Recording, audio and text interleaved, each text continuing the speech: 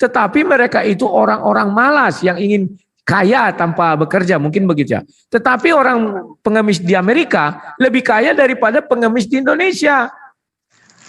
Lah kau bilang itu dirawat oleh mayoritas. Kau lihatlah, kenapa orang itu tidak dirawat, orang di luar Kristen itu. Orang di sana kau lihat di Indonesia tidak kau lihat. Sudahlah. Dan kenapa orang-orang itu tidak mau pergi harus berbondong-bondong ke negara Kristen, dan belum tentu itu orang Kristen semua. Bisa jadi pendatang-pendatang dari Asia, Afrika, yang orang kebanyakan itu orang-orang berjiwa mental pengemis, kitab diemis, Tuhan diemis, semua diemis. Kan beda itu kawannya. Nah, sekarang si Kores, karena belangmu sudah ketahuan, apa boleh buat, malu, tahulah, tahan dikit lah malunya. Dan dor, selamat datang kepada kemaluan.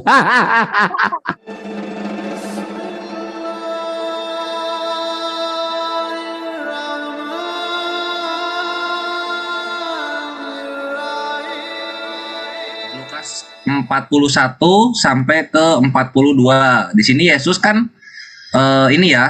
Dan ketika mereka belum percaya karena girangnya dan masih heran, berkatalah ia kepada mereka, adakah padamu makanan di sini? Lalu mereka memberikannya kepadanya sepotong ikan goreng. Dar, selamat datang di kebenaran. Yesus minta ikan goreng, itu ya.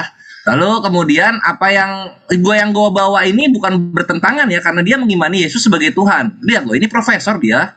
Nih, Johan Taylor ini profesor of Christian Origins and Second Temple Judaism, gitu, di Universitas London.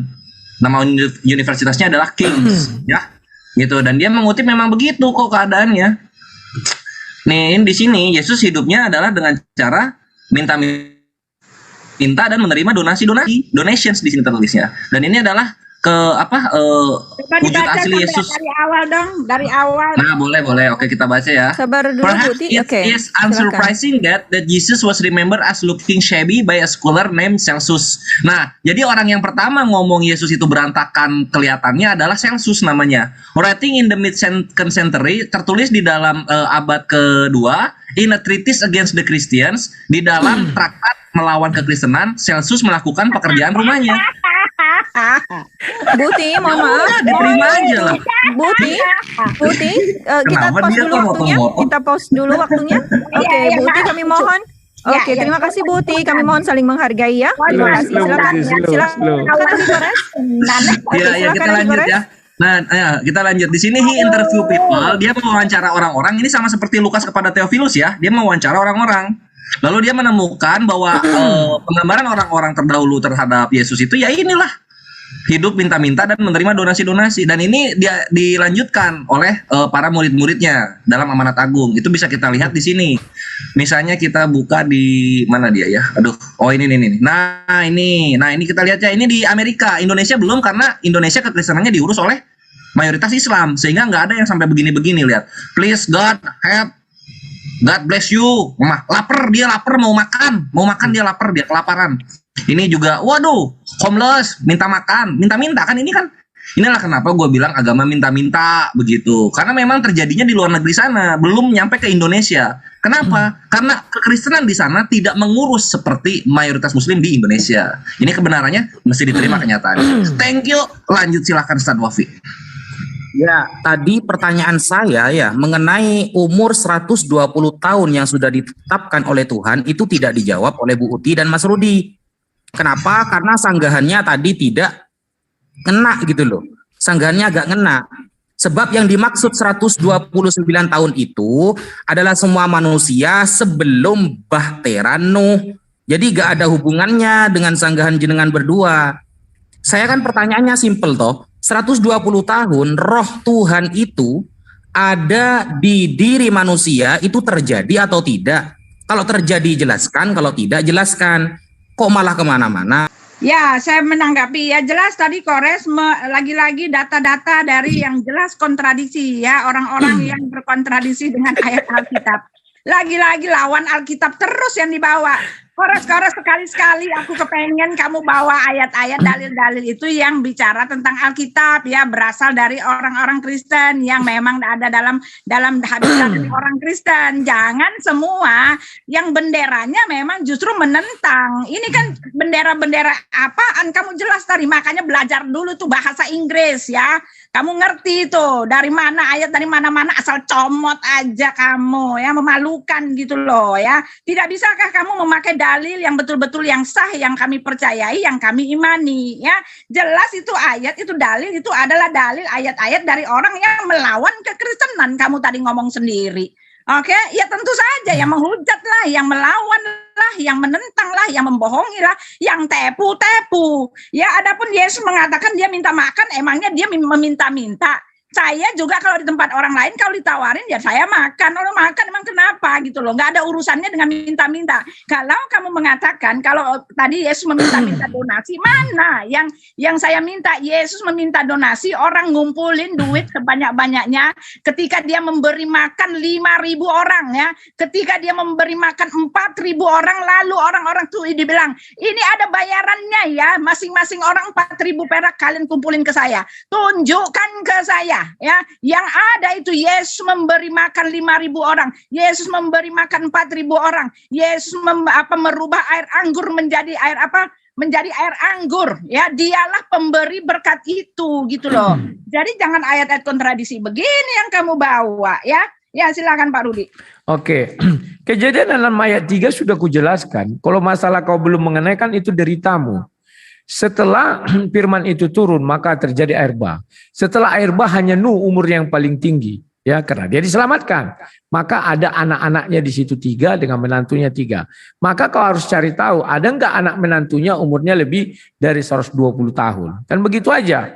Dan kemudian bahwa tadi juga ini si Kores membawa ya kayak mana kalau aku bawa The Satanic Verses yang mengatakan, maaf ya kitab suci kalian itu ayat-ayat setan. Apa kalian terima? Kan tidak, lawak-lawakan. Sekarang sudah terbongkar ya kebiasaan pendebat-pendebat ini membawa buku-buku yang menentang kekristenan. Bahkan yang palsu pun dia ambil ya. Saya sudah mengalami kemarin itu ya. Bahwa di dalam WC katanya ciptakan jin. Sudah. Kemudian kalau Matius 7 itu sudah jelas minta kepada Bapamu katanya ayat 11. Jangan kau putus di situ saja ya Kores. Nah, kalau di dalam ajaran Kristen kau tunjukkan tadi kemiskinan. Di Amerika memang ada, tapi mereka dipelihara negara. Tetapi mereka itu orang-orang malas yang ingin kaya tanpa bekerja, mungkin begitu ya. Tetapi orang pengemis di Amerika lebih kaya daripada pengemis di Indonesia.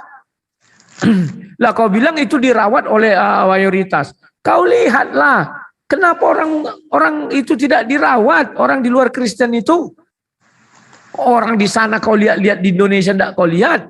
Sudahlah. Dan kenapa orang-orang itu tidak mau pergi harus berbondong-bondong ke negara Kristen.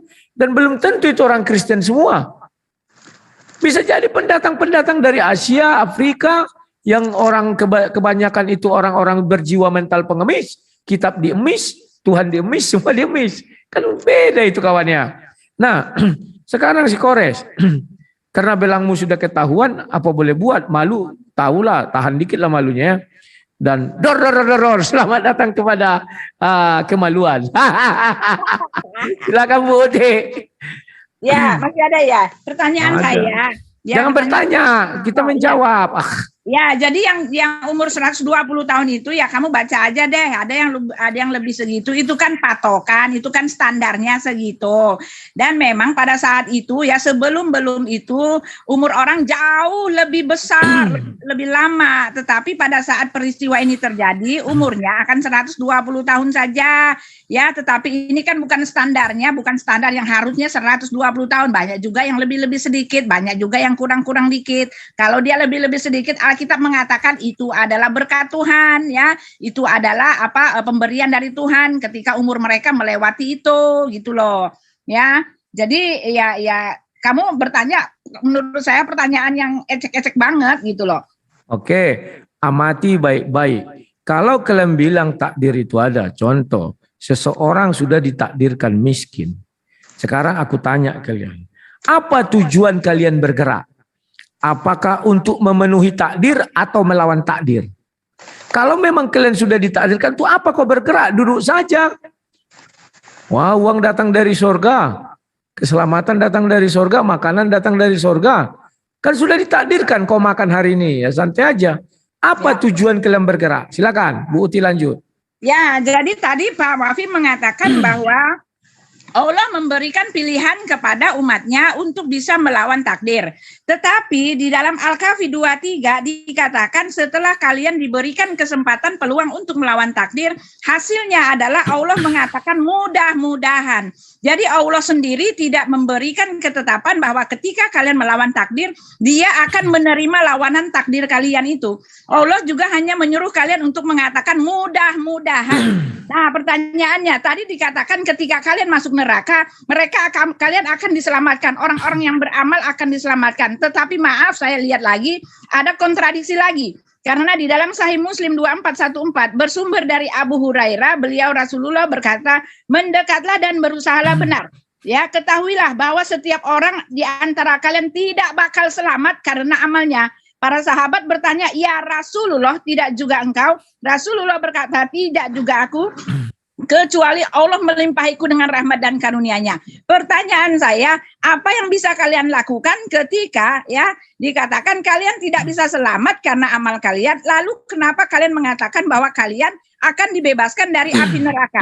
Nah, di dalam Al-Kahfi 2 dikatakan kalau kalian sudah di neraka, kalian kekal di dalamnya. Kalau kalian sudah di sorga, kalian kekal di dalamnya. Ini kan kontradiksi sekali. Saya minta penjelasan bagaimana terjadi begitu banyak kontradiksi di dalam Al-Quran. Baik, tepat sekali. Waktunya habis.